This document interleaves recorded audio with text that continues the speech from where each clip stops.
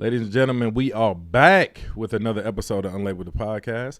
I'm your illustrious host, Jerome Williams. I got my good friend, Sydney Blades, in the building. How you feeling this week, Blades? Yeah, I'm good, bro. What's happening? It's happening. you ain't too tired, too hungover, nothing? I know you had a busy... No, not too bad. I've been worse. A busy Saturday night, busy Sunday morning. I've been worse. He felt it. Yeah, I'm feeling it right now. You feeling it right now? Yeah. I also got my good friend Kendall Washington in the building. How you feeling this week, brother? Man, doing good, man. It's been some eventful things that have been happening over the week, and work-wise, and moving and grooving. So, doing good. Doing good. That's what's up, man. Glad to have y'all brothers back in the building. Montre is on a hiatus. I haven't heard from him today. If anybody sees Montre out here in these streets, make sure y'all. Hey man, y'all check on Trey, man. Mm-hmm. He's researching the Ukraine situation right now. Check on my man. Trey, you know we're gonna do you dirty today because I haven't heard from you, bro. I have no idea where you at. So it's probably be in your best interest to defend yourself in the YouTube comments. We gonna do a wellness check. Send Mac over there. Straight up, send J Mac over there. But listeners, man, it's been a slow news week. Really slow news week. But we gonna keep y'all entertained today. We got some things to discuss.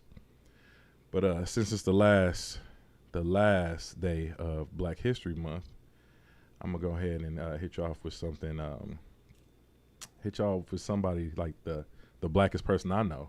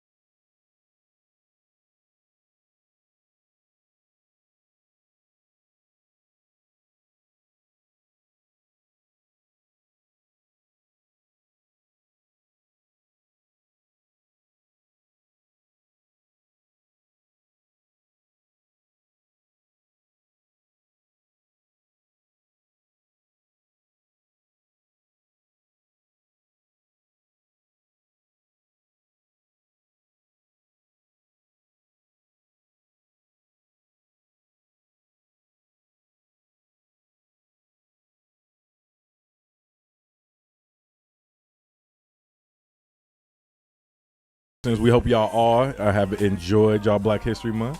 I hope it's felt like Black History Month because me and Blaze. It has not. Yeah, it has not. Me and Blaze have a theory on this. We feel like COVID is destroying all our holidays. It is. Like Christmas didn't feel like Christmas.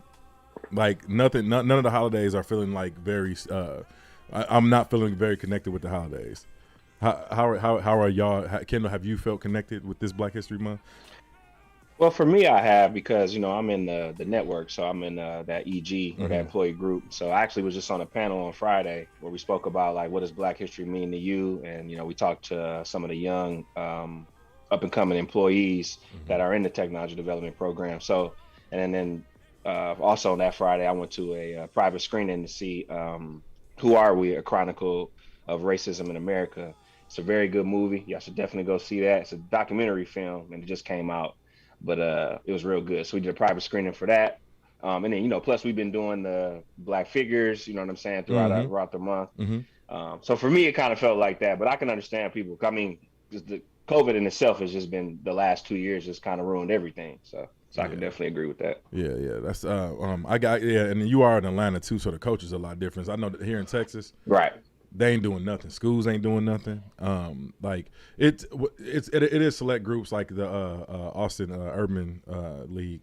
They throw a picnic and a block party and stuff like that. So it has been some things going on in the city, but as for the majority of Austin has not been really doing the Black History stuff. Same with Phoenix, bro. I ain't heard nothing about out here doing nothing special. No. Nothing. It's I mean, besides the stuff we shared amongst each other, I really ain't been seeing too much mention about Black History this month. Right. Been a lot of other stuff going on. Yeah, that's why I want to make it like I said, that's why I want to do those Black History facts and make sure that we divulged into it to have something going on at least in the meta space and the digital space. You know what I'm saying, for our listeners to enjoy. But yeah, man. Hopefully, here in the short future, we can get some. This whole situation with COVID comes to a head. You know what I'm saying? I don't know if it's gonna go back to like it was. Like partying is still the same. Like clubs and stuff packed. Like festivals packed. Yeah. But like the family gathering part, that part is different though. You don't feel like that's gonna go back to a normal at all? I don't know, man. It don't seem like it. Like, cause my parents, they still like, you can't quote. You ain't coming over there without no mask and all that stuff. Like, they want to know if you vaccinated. You know what I'm saying? Yeah.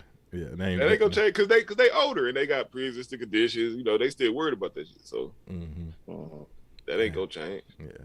That was one of the main reasons I got vaccinated, so I can spend time, so I can be around my family. Because my mom, she's older and she has certain ailments, so.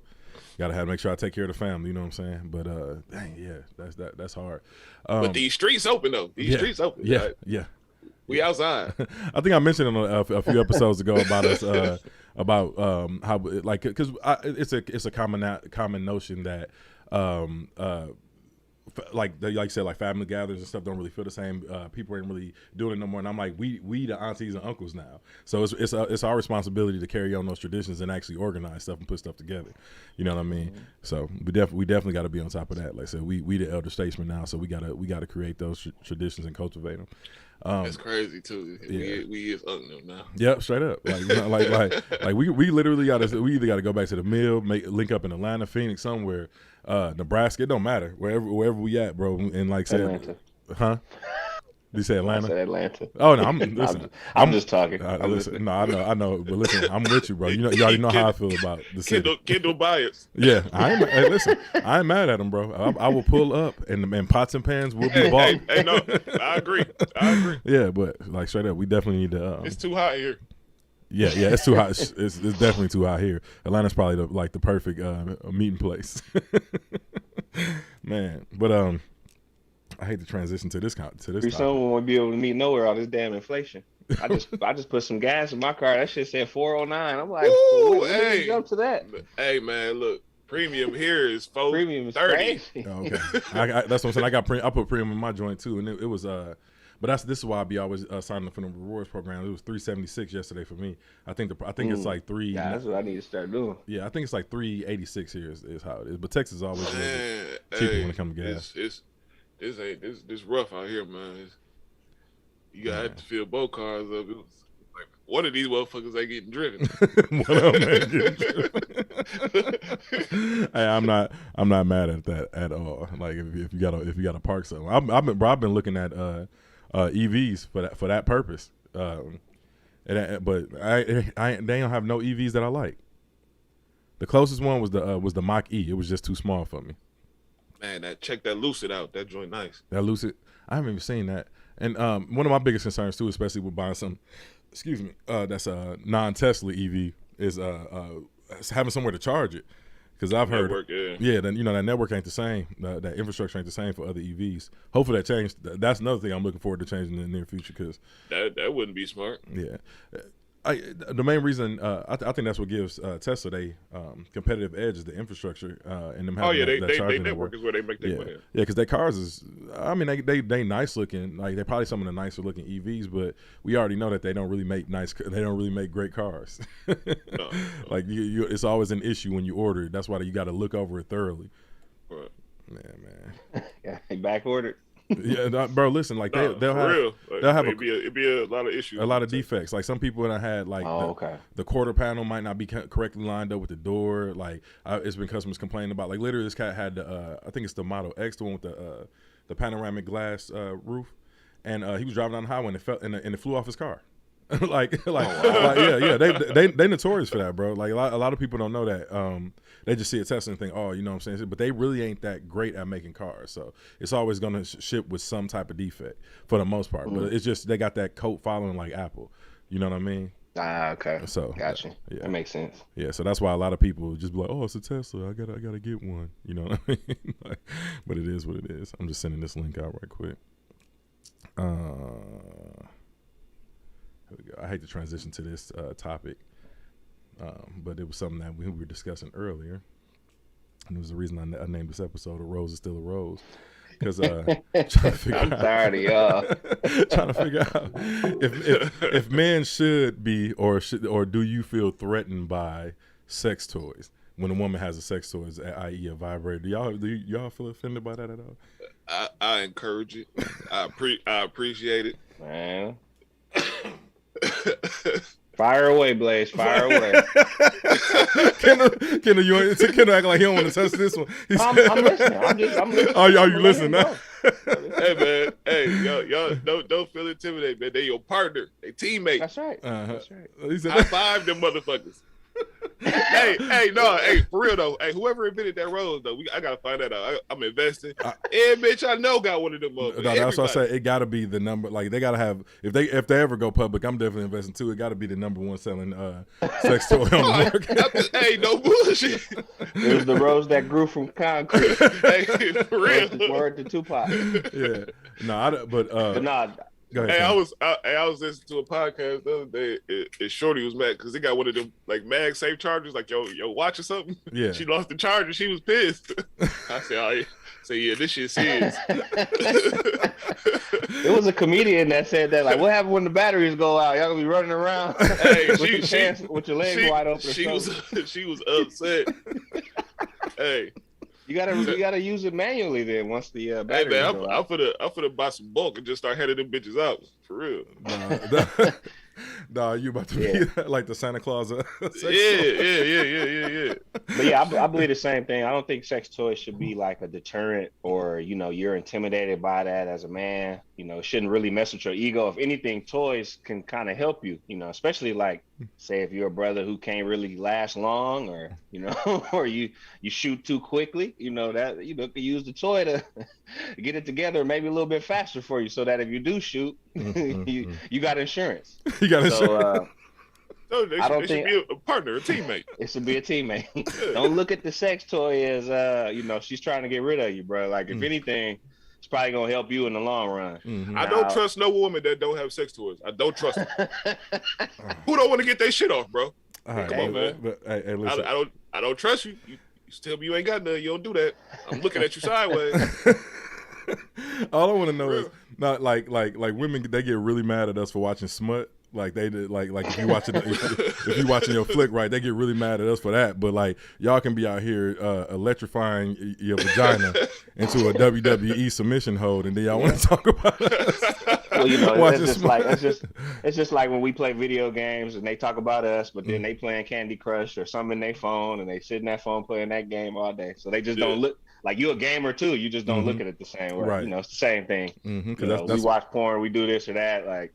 It's a problem for us, but then y'all got like 10 toys on reserve. It's like, come on now. Whole drawer full. there's a situation where you could be desensitized to your man if you're using the toys too much. Exactly. Just like your man don't got 8 speeds, so you know he can't keep up. That's why, brothers, you got to use that toy as a tool. Hey man, some of these This dude got set in multiple settings. That's right. You tell your girl like, "Hey, put them toys away," just like how you do your kids. Like, you can't play all day with the toy. Same thing with your girl. Put that toy away. turn off that damn Nintendo. Turn that. You talking crazy? I'm gonna take your toy. I'm gonna take that shit. Yeah. Hey, So you gotta get her, man. Yeah, women, y'all gotta stop. Y'all gotta stop. Y'all be shaming us for everything that y'all take a part in, man. But y'all be shaming us for video game. Y'all shame us for smut. Y'all shame us for what don't y'all shame us for? Body shame us. Like y'all like apparently y'all was shaming Nelly a few weeks ago for Hey, they was on Nelly ass. They was on right, bro. They shamed 50 Cent at the Super Bowl. Hey, though. Whoever Shorty was in that video, though. Oh, I ain't seen the video. I ain't had no time. Hey. I had no. Hey, Shorty was doing everything. Hey, listen, Blaze had the video up while he was using the toy on his girl. Hey, I was like, man, fuck Nelly. Who is Shorty? Hey, listen, Blaze, you some different type of freak, bro. Hey, she the real star. She the real star. You are some different type of freak, bro. You sitting up there watching Nelly's home videos. May have been videos. created by a black person. We gotta look it up. Hey, well, shit, if he do, he get black excellence this week. All right, nah. Probably one of Tupac's cousins or something to carry on the rose that grew from concrete. Man. Listen, bro. I just want women to stop shaming us, fam. Like, we all human. We all have the same needs. Y'all got to stop leaning into that. Y'all really be going in on us. Like I said, y'all shamed 50 at the Super Bowl, talking about he was overweight, but y'all got Lizzo running around here talking about she's so beautiful. Y'all should be ashamed of yourselves. Hey, y'all gonna get off Lizzo, man. Hey, I ain't got no problem with Lizzo. Y'all gonna get off Lizzo, dog. You know, it's hilarious. All this time I thought it was Lizzo, so thank you. All right. Hey, she's extremely talented too. I've only heard a couple songs, but I never knew her name. No, the music is good. The art is good. Yeah, but she played several different. But she definitely be doing too much though. Yeah, she be doing definitely doing too much. But what I mean by immensely talented is like she worked with Prince before he died on a few things, playing instruments on his albums and stuff like that. Like that's Lizzo, but she's been around for a minute. Like it's just she really got, once she started launching her solo career, that's when we really got her notoriety. But she's immensely talented, man. Like, powerful voice. Go check out her Tiny Desk. Like, that's where I would start with her if I was you. Fire, bro. Yeah, but she 100%. I love Tiny Desk too, so I'll definitely watch that. Hey, Tiny Desk is excellent, man. That's a great NPR. series. NPR is amazing. 100%. That's a great series. Mm-hmm. Yeah, but she doesn't like to Blaze's point. She 100% be doing too much. Like, and you know how we have to play respectability politics. You know what I'm saying? Like, and her being a black woman. Well, Blaze, come on now. Okay, man, come on. I call it like I see it. I fuck with Lizzo, but she needs to sit her big ass down. That's what I'm saying. That's what respectability politics is. Like, you know what I'm saying? We look at her like a young black sister, you know what I'm saying, overweight, flaunting a little bit too much, exposing a little too much. You know what I'm saying? We frown upon it. So, like, if you look at it like that, then that's what I mean by respectability politics. She need to sit down. But I mean, if she young doing her thing, so I like I said, I ain't gonna judge her for it, but I wouldn't want my daughter doing it. I'll put it like that. No, how old is she? Lizzo, let me see. I'll check it out. I'll look it up right quick. I was just curious because I know you said she worked with Prince and stuff. I love the confidence. 33. But at the same time, you can't project confidence and then cry when motherfuckers say something about you. So that's the issue. Oh, I see what you're saying. Yeah, I see what you're saying. Because she do. If you're gonna do it, just go hard. Mm-hmm. And that's kind of what we were talking about with the pod with the sisters. Like, just be okay with the consequences. Like, forget all the backlash. If you feel what you're doing is fine, do it. You know. Mm-hmm. Yeah. That's a fact. That's a fact. But did y'all have anything else to add about the sex toys? That's right, brother. Don't let your ego fall. We started any digressing. Listeners that need a rose, reach out. All right. See y'all. Yeah. But you know, I was about to say, low key, that might be a good idea, bro. We might need to order a bunch of them from China and slap on label on them. Get him in bulk. China. Hey, I ain't even gonna say it. Go ahead, He was about to, I'm giving y'all free game out here right now, other podcasters. So Batteries sold separately. No label. No, I ain't paying for batteries. Y'all. NoLabelMerch.com. No, I told you I got that weird charger though. You need some no label batteries. Yeah, NoLabelMerch.com/the rose. Oh, not no label. You need some unlabeled batteries. No, some unlabeled batteries. Yeah, that might be the rose replacement batteries. Like that would be tragic though. You know how lithium ion batteries be exploding. Never mind. I ain't gonna go down that path. But that'd be tragic. Imagine going to the hospital and gotta explain that shit. Yeah. Feel it. All right, man. Let's get back. Let's get serious now. I'm glad we had a good hilarious start because, like I said, it's been a slow news week. Ain't much been going on, but the Ukraine thing that's been pretty much dominated the news. But Kendall had a little insight on the latest opioid settlement, right? Yep. The U.S. Companies, 4 U.S. companies, and its opioid settlements. Kendall, I'll let you go ahead and take it. Yep. So it's actually an article out of NPR. Shout out to Tiny Desk. But 4 U.S. companies will pay $26 billion to settle claims that they fueled the opioid crisis. That's the title. So there are the companies are Johnson & Johnson, AmerisourceBergen, Cardinal Health, and McKesson. The Johnson & Johnson will contribute $5 billion for the generic opioid medications that they were selling. They announced in 2020 that they would get out of the opioid business altogether. And, you know, I feel like that's hilarious because considering they just got out of a lawsuit with over that baby powder that was causing pleural mesothelioma. There was a family that won a case on that in 2019. So it's like Johnson & Johnson, y'all just might need to hang it up as a whole. Hey, Right. y'all still taking that damn vaccine. Y'all ain't learned y'all lesson. Mm-hmm. Niggas been killing y'all. That's one they got to make sure they probably got to fix. But you're right. I mean, go get you the Moderna. Go get you the Moderna. Yeah, straight up. But yeah, so the three other wholesalers, like I said, were AmerisourceBergen, Cardinal Health, and McKesson. They will pay $21 billion. Johnson & Johnson is going to pay $5 billion. The funds will be earmarked for healthcare and drug treatment programs designed to ease, quote unquote, the opioid crisis. So they're saying that they are going to allocate the funds to the right places. And there's a lot of different state and local governments a part of this. So it's probably going to be something that they actually do the right way, but we'll see. None of the companies, of course, that were sued or lost the case, none of these 4 companies acknowledged any wrongdoing, which was manufacturing and distributing large quantities of pain medications during the crisis when it was like surging. So clearly they knew exactly what they were doing. And like you said, of course they wouldn't find themselves responsible. So, 40. Go ahead. No, go ahead.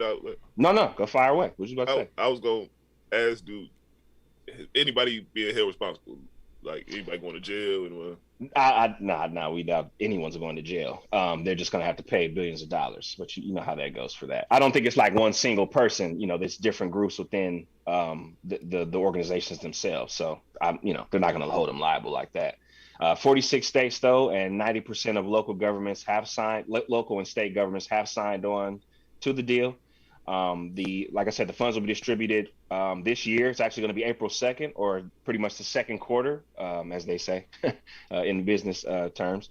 But the settlement also resolves thousands of civil lawsuits that were filed starting in 2014, like I said, by local and state governments, as well as Native American tribes.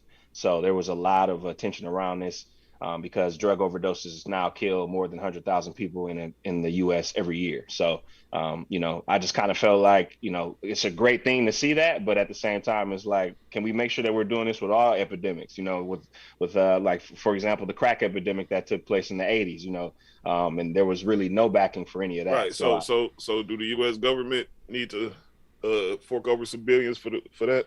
Right. Can we get a lawsuit going with that? Like same shit. It's the same shit, bro. It's the same exact thing. And I mean, and some would say it was worse because it really destroyed a lot of family units, especially destroyed a generation, especially Black and brown people. I definitely agree with you on that. So that's where I want to bring light to that, because it's clearly we see that these things can happen. These lawsuits can take place. But it seems like in some cases for us, they seem to get stuck, or it goes up and then trickles right back down. So like, let's make sure that we're consistent on all levels with this. It's because opioids seen as a white people problem. So they like pretty much can't be having these white people out here looking like that. And a lot of those states were like Delaware, North Carolina was one of the first ones. North Carolina, Tennessee, they were huge. I don't know if West Virginia got involved because I feel like they should. They got a huge epidemic with that. Arizona was one of them for sure. Oh man, they meth crazy out here. Yeah, Minnesota, Colorado's getting the most. I think they're getting like 400 million or something crazy. So yeah. So like what's the money for? What do they do with it? They're going to be allocating the money to different programs for the opioid situation. So they're trying to save people that are on it and trying to move the money towards that, for rehabilitation, basically helping them get off the drug. So we'll see. I don't know how all the programs are going to be formed. That's kind of what I'm interested in. I see some more finessing coming. There might be some finessing, but I'm just kind of looking at it like from the standpoint of if Johnson. Let me see how I open a rehabilitation clinic. What I gotta do? Do some research. But make sure your clinic is sending the money to the right places because you're black. That shit going in my pocket. All right. But speaking of other epidemics and crises, like you said, they giving all this money for the opioid crisis. I wonder what they're gonna do for Native Americans since they cause alcoholism on these Indian reservations. That's absolutely a fact. I mean, then like I said, they were a part of Native tribes were a part of the lawsuit for the opioid crisis. But like you said, I agree with you on that. I mean, if there are numbers, if you can look them up, that alcoholism is second. Native Americans are second in alcoholism and related deaths to alcohol. So you're absolutely right about that. I hope that definitely takes place for them. Yeah, I don't know what it takes to galvanize or what these communities have done to actually make this reach ahead to culminate this. You know what I'm saying? Because we know that the amount of drug use in the United States is astronomical right now. Like I said, I think we need to use this and learn from it and figure out what they did to actually get this settlement approved. Probably have to research, like I said, from like North Carolina's perspective or Tennessee, because they were the first to do it, so they probably have more organization behind it. But we can definitely look further into that. Yeah, definitely. Yeah, man. And I think this next story that you had that kind of goes into that with this young man being shot in New Orleans, I believe it was. Yeah. So there's this was by NOLA.com and also the New York Times. I grabbed information from both of these. There were two deputy sheriffs that were arrested because they fired at a brother in his vehicle. The two sheriff deputies were arrested for manslaughter. They were also fired after they shot the man. So pretty much it happened pretty quickly. It was pretty crazy how fast it happened. This is why I wanted to talk about it. So Sheriff Joseph Lapinto III of Jefferson Parish, which is the office, the police officer. The police office, I guess you call it, or headquarters, said that the officers use of force was, quote, not justified after they shot Daniel Valle. I don't know if it's Valle or Valle, but it's two E's at the end, so I think it's Valle.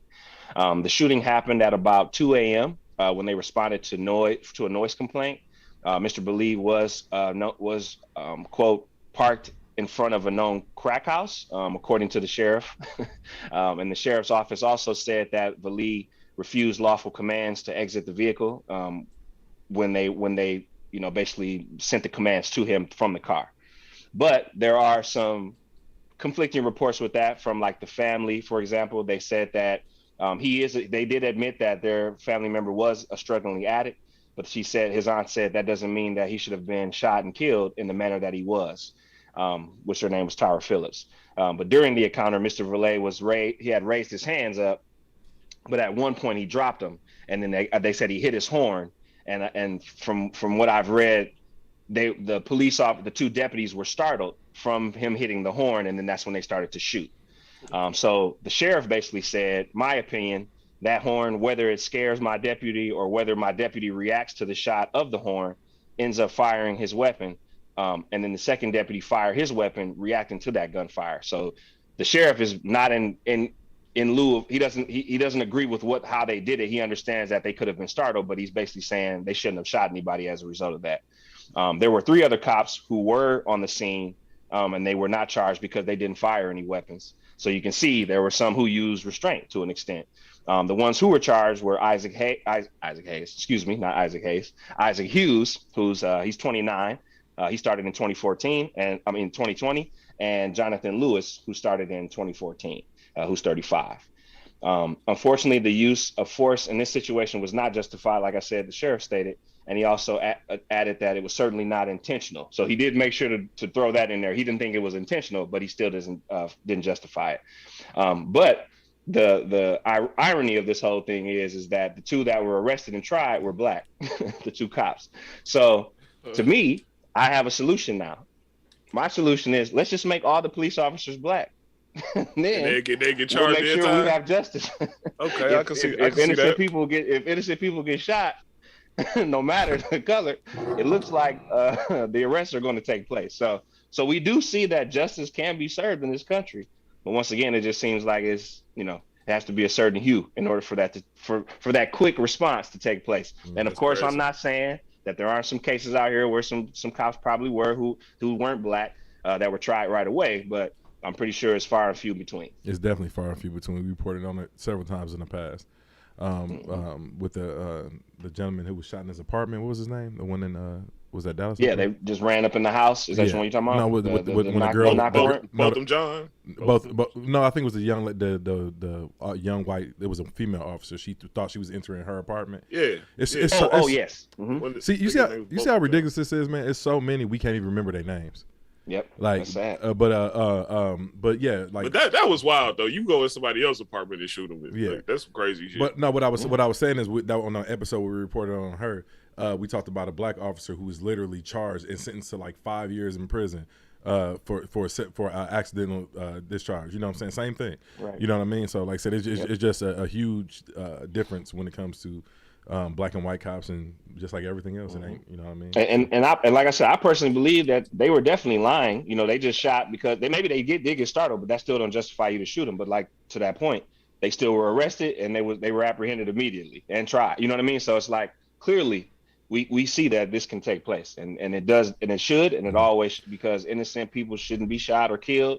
And some things need to be policed. Right. You know, that's the whole point, I guess, of the police. You're supposed to be policing and instead of reacting in certain cases. So yeah, we are starting to see a few more convictions, and not just these what do you call them? They was temporary suspensions or suspension with pay. Right. So we starting to see a few more convictions. Hopefully this continues, and it's and it's not just in a vacuum right now. You know what I mean? Hopefully it don't. We fire these damn cops. More convictions, but it don't seem like the punishment be adequate sometimes. Like what Shorty get 2 years or some shit, 5 years, something. Dude, it was like 24 months. Yeah, it was something small, and she's probably gonna serve a year and some change. Right. But my thing, that's kind of why I'm saying you see what they did with these 2. They fired them. They didn't say, oh, we're gonna suspend them, and or you might be able to come back after the trial or whatever. You're like, no, they were fired. So that's what needs to be taking place. Don't suspend these people if they kill somebody and it's not justified, and it's really not justified, and we're not lying or trying to make up a story. Fire these cops so that it makes an example of them. Like like you just said, the Ahmaud Arbery case. Those three men were convicted. Mm-hmm. So and hopefully this will set the precedence of maybe we shouldn't go on vigilante justice and just go shoot somebody because we think they may be, taking things out of our house, which they knew he wasn't. Or even if it ain't vigilante justice, I'm sorry to cut you off, but even if it ain't just vigilante justice, just work on your nerves, because these cops claim that they're killing people by accident because they were scared, or you know what I mean. So maybe just work on your nerves. Well, we keep going on. My bad. Well, I was just talking about the 3 that shot Ahmaud. Yeah, I know. Yeah, but you're right. You definitely separate that. But but that's kind of what I'm saying is like, let's not keep making these excuses. Let's hold these people accountable. And like I said, the more and more cases that take place like this, then that's what's going to really change the mind frames of, even if you're racist, even if you feel a certain kind of way towards people of color and you just want to shoot them, you'll at least think twice. Like, well, I ain't trying to go to prison for this, and clearly I'm seeing that might happen for me. So, that's really what justice is all about. That's how you stop people from doing crimes. Yeah, man. Like I said, hopefully this stuff ain't just happening in the vacuum. Like I said, there's been a lot of changes since in the wake of George Floyd. So, because like I said, I gave this country empathy, but look what it took. You know what I mean? So, hopefully, we get to see more convictions. It's not just like I said, black officers. I should have had the Luther queued up. I did definitely, right. definitely have it queued up, but we're going down these deep, dark places. So, let me real quick say too, I was at a restaurant last night and some Luther came on, and I immediately thought about the pod. I said they got some Luther playing right now. Yeah. I got a question for y'all. Do y'all think, since we on this topic of policing, do y'all think prisons are obsolete? Well, obsolete, no. The way our prison system is obsolete. Prison's not the system. It's kind of fucked up. I mean, I agree. You say you agree? I think if we really did reform or have some sort of programs and things like that did some actual rehabilitation that helped them understand what they did was wrong or whatever, I think if they really push that, we could probably have a much better system. But like you said, the prison system in a lot of ways is just to, marginalize a subset of a population. That's how I look at it. Mm-hmm. And we're the most, I think our prison population compared to other countries is just probably triple the size. That's because it's money in it, man. If you take the money out of something, then you can fix it. But as long as somebody can get paid off of it, it's gonna be fucked up. Oh, so you saying like private prisons and things like that? I mean, it's like a modern day slave trade almost. It's a for-profit business, man. Yep, absolutely. But go ahead with your point, though. No, I was saying so you are saying there are some negative ramifications to capitalism. That's what you're saying. Oh yeah, right? absolutely.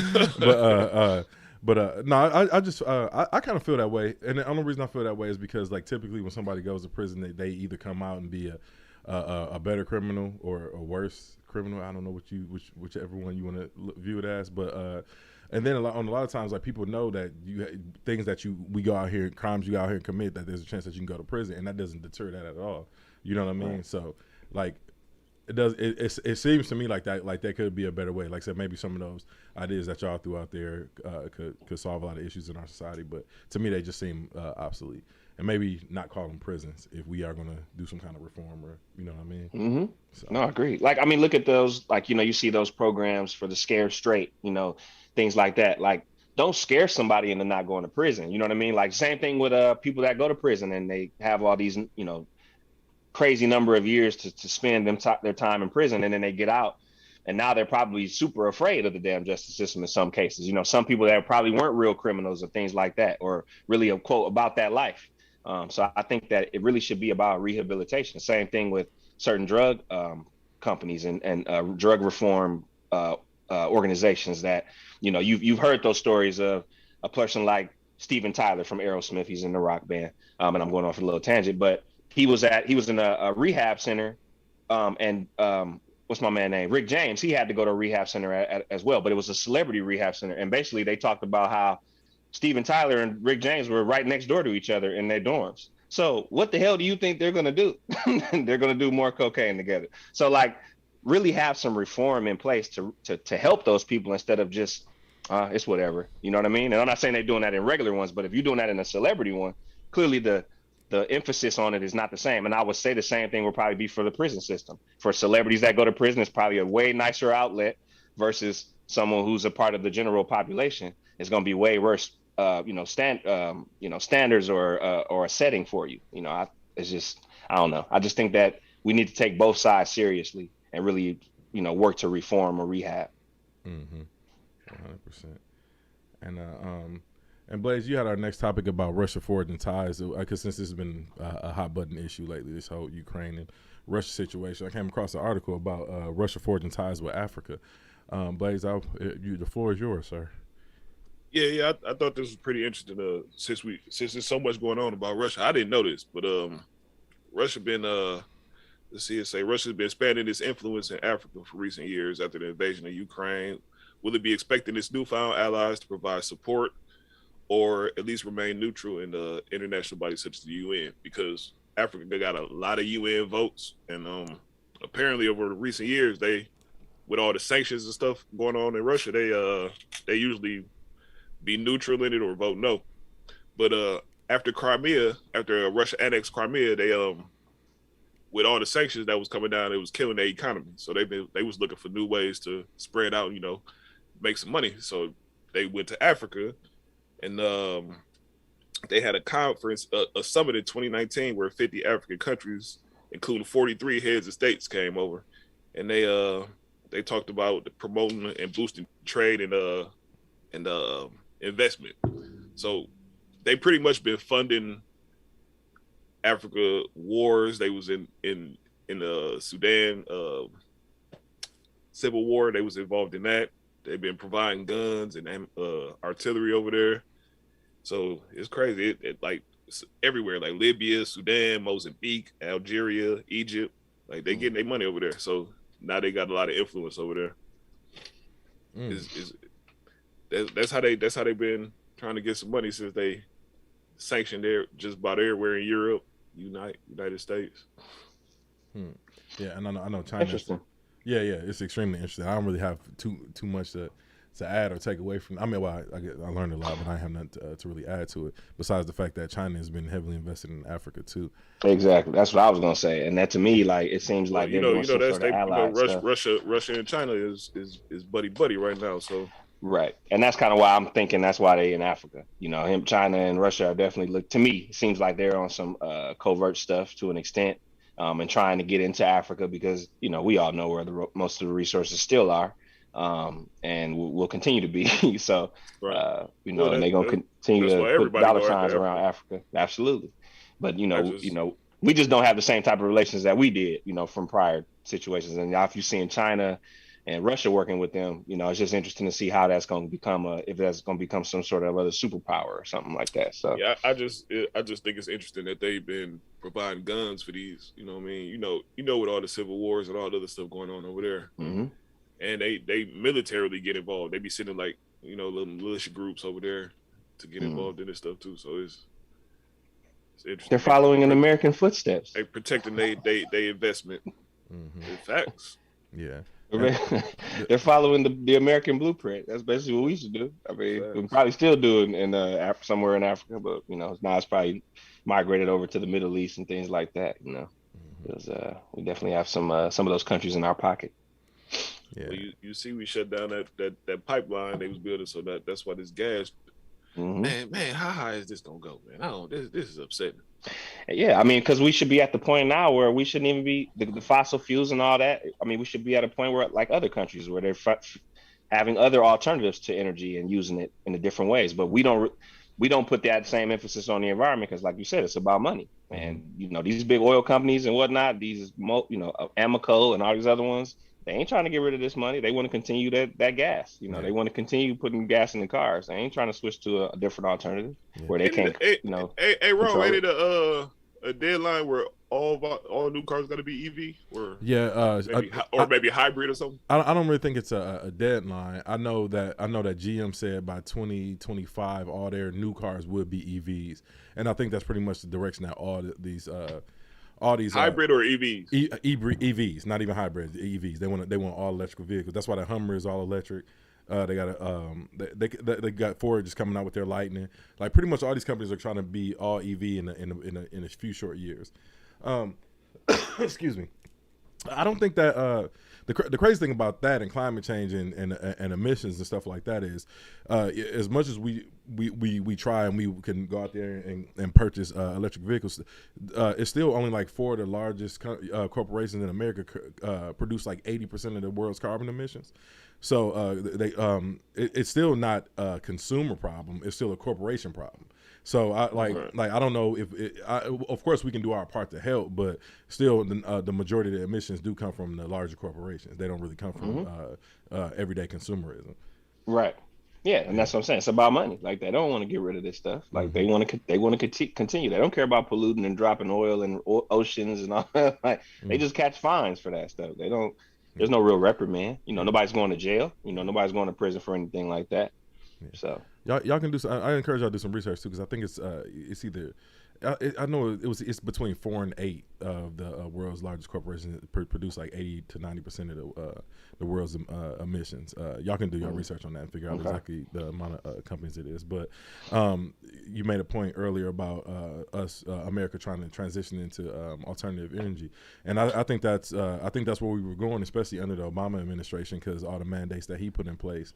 And then when we got Trump in office, he reversed a lot of that stuff. He wanted to go, all that clean coal shit. Yeah. He reversed a lot of that stuff. So I think we were headed that way. So now the burden really relies on our current administration to try to fix some of that stuff. You know what I mean?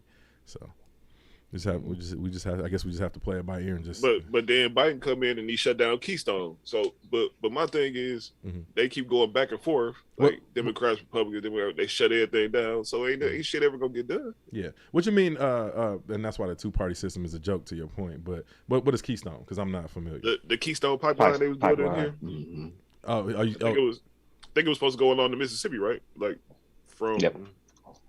I don't know where it started. I want to say it started in. Where everybody used to take those strippers to dance at? Where? All right. No, for real. No, for real. I know you for real, but I didn't like.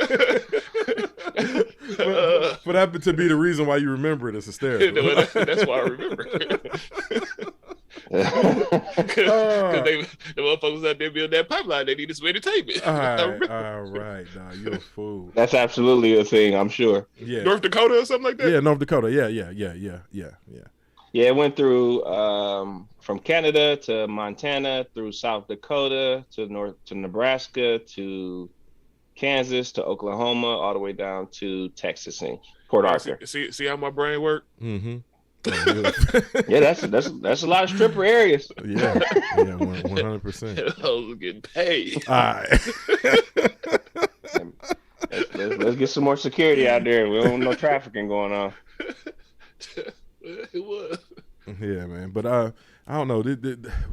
Us hearing about Russia and China being over in Africa, and doing a lot part with that economy just kind of made me think of Ghana, because I know a lot of people who are going over there, and we keep talking about how it's becoming more.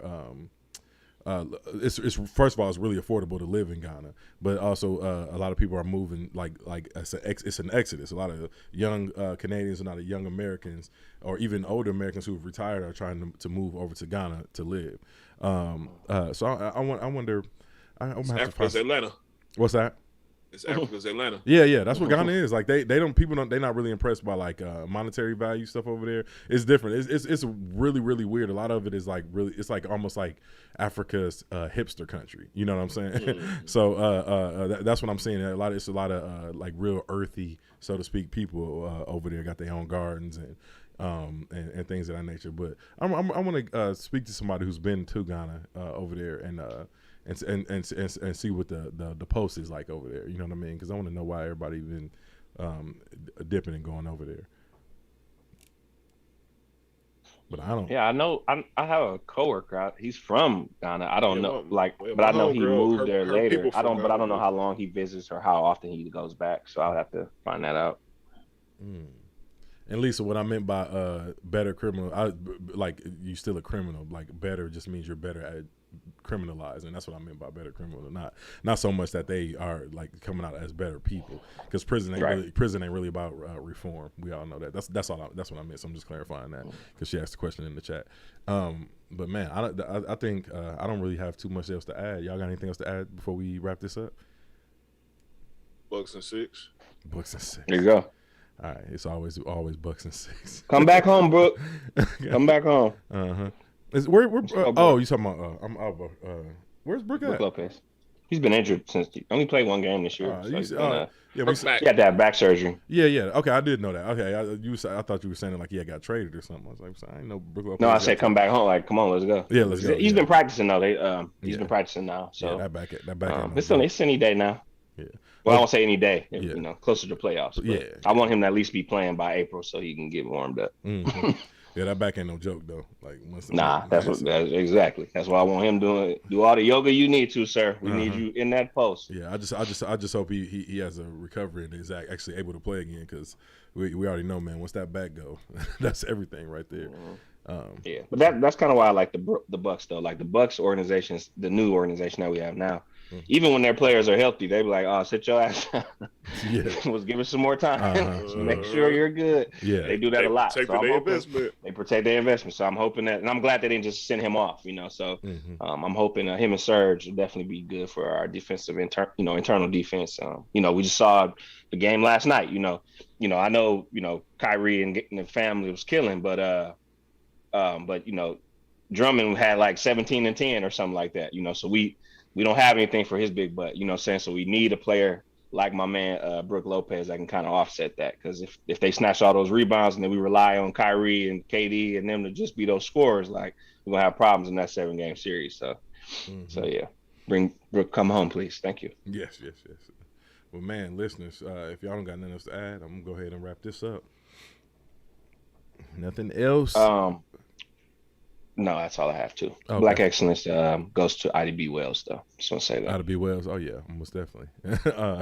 Do you want to expound, or you just want to throw that out there? Just a great person.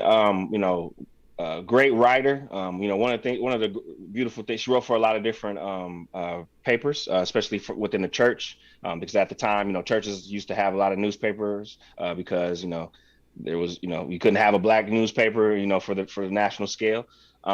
So she did a lot of internal processing through that. She was very good at speaking without using vocabulary that would confuse people, because a lot of times especially at that time, people were illiterate.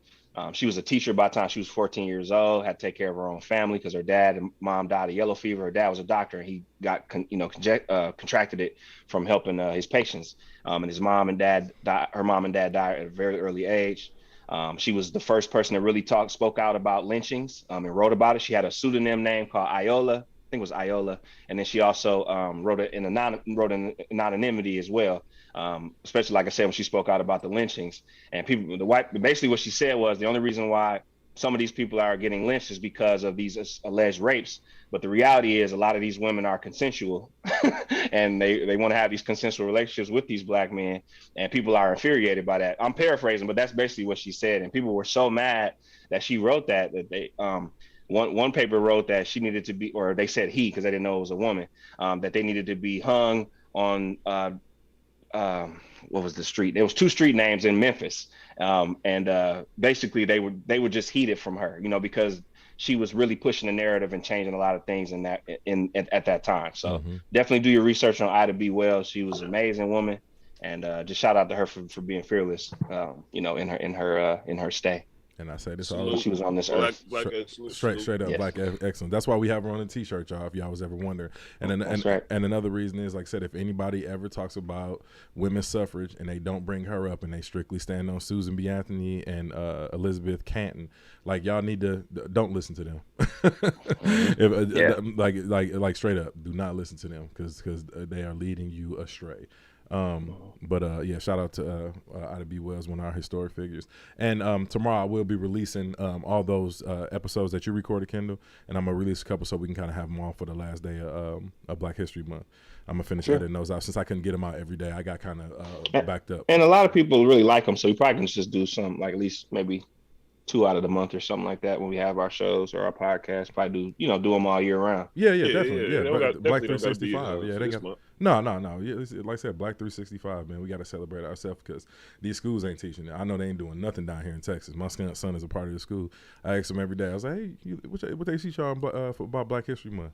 He was like, Black History Month? Like he don't don't even know what it is. Like it's crazy, man. Like I said, that's sad, but that's hilarious. Yeah, right, straight up, it is. It's extremely sad, but you already know I'm on it, so don't think you know what I'm saying. Don't think that it's just gonna go over smooth, but like it's just crazy, man. Like how they just do not want to reconcile with what they caused. You know what I'm saying? Like we know it wasn't y'all, but y'all ancestors did this, and America has yet to reconcile with it. You know what I mean? So until they do. we gonna keep y'all gonna have to keep hearing our mouths. If y'all want to hear our mouths, tell them to reconcile. Go do some shit in y'all community. You know what I'm saying? Y'all won't have to hear shit else. I guarantee y'all, the moment America comes out and apologizes for slavery, hands out reparations to black communities, y'all will never hear another black person complain about racism. No, we good now. We good. We are good. Y'all will never have to hear our mouth again. And the reality is y'all do give out reparations because y'all did that too. When the slave owners lost their slaves and y'all said y'all can't do this no more, they got reparations. Some of them got paid. You can also follow a clip from Martin Luther King who spoke about that. They got loans, farmers had land, all types of stuff. Like that definitely happens and it takes place. So and there's also, like I said, Black excellence also goes out to Jeffrey Robinson. He's the one who did the documentary film Who Are We? A Chronicle of Racism in America. That he also talks about exactly what Jerome was just talking about. So please go look at that. Go watch that movie. It's in theaters. It's mostly I think it's in AMC theaters because that's where I saw it.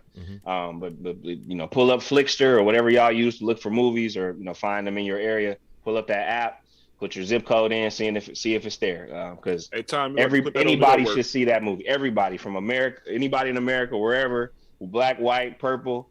Definitely go watch that movie. It's excellently done for real. And he's a criminal defense lawyer.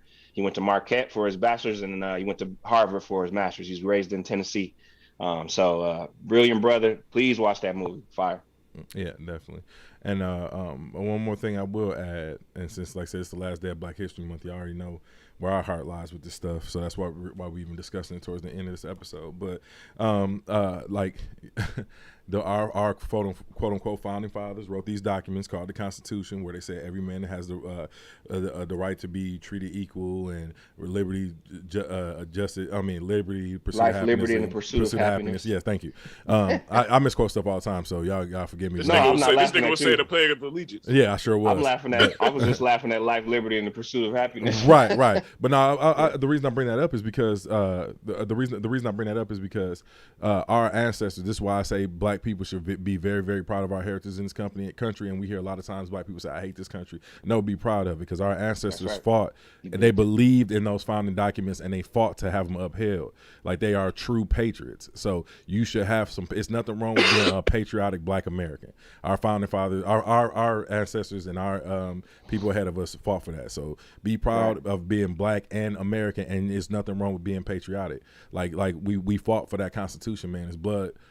Like that's why I had to create another one. That's why I had to amend it. You know what I mean? With the 13th Amendment, even though that's some bullshit. Yep. Because they wasn't talking about us. Right. Because they weren't talking about us in there. You know what I'm saying? These people who wrote this stuff owned slaves, half of them. You know what I'm saying? So, yeah, man. And we get more into this later on. But that was all I had to add about that. I also want to go on a quick tangent too that he actually said in the movie. We hear about people saying, well, they were talking, in the context of when we're trying to get rid of these Confederate statues and things like that, and then people will say something ignorant like, well, why don't we just get rid of George Washington's? Then he had slaves, and the brother said something to the extent of, but that's not why George Washington is revered. He founded the country.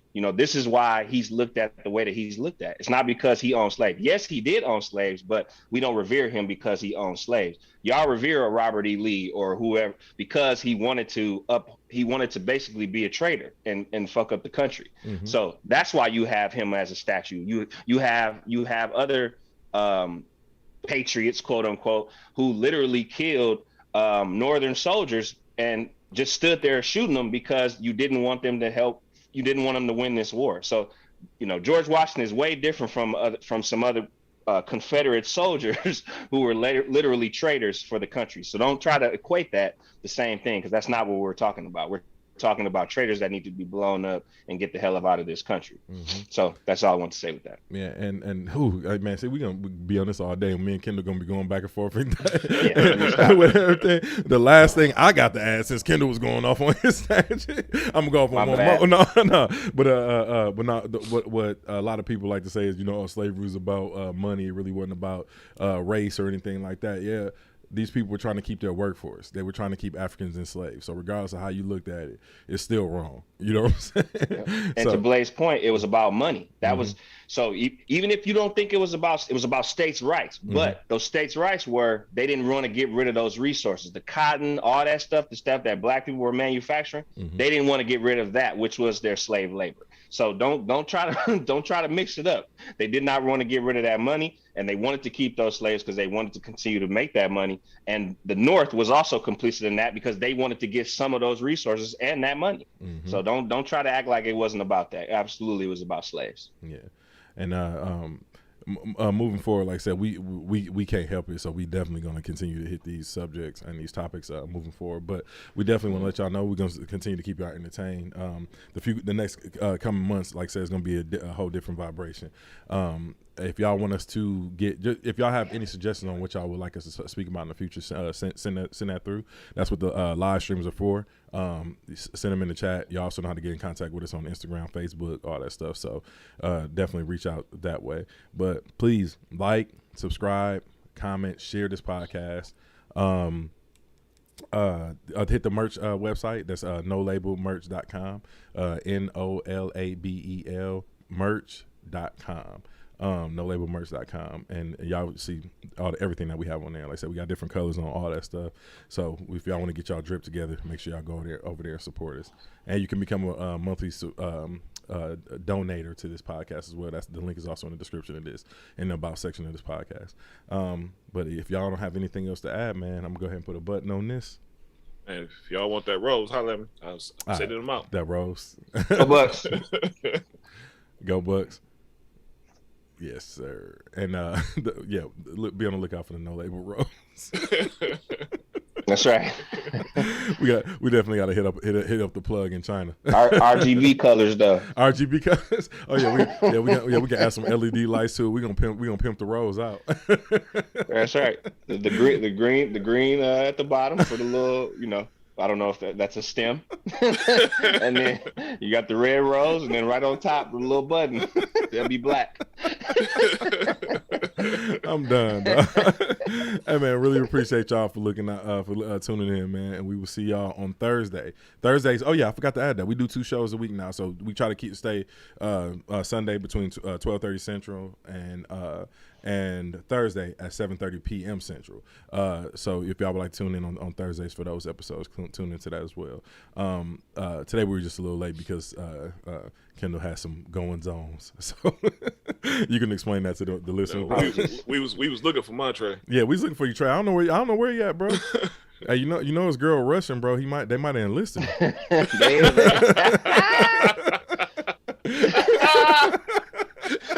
Yeah. She got Trey in the war. Oh God, right. No, she don't put Trey in the war. You better follow me to the ends of the earth, my boy. Nah, Trey gonna come back talking like he in Rocky 2 or Rocky 5. I'm sorry, whichever one that was. Man, but he gonna come buff. You gonna have steroids, everything. He coming back with a vengeance. Yeah, dog, he been working out for the last 2 months straight, dog. So we might be on to something, dog. He might be going back to basic training. Trey was in the Air Force. But man, we like thank y'all for tuning in. We'll see y'all on Thursday. Peace. Yeah. Go Bucks. Oh yeah.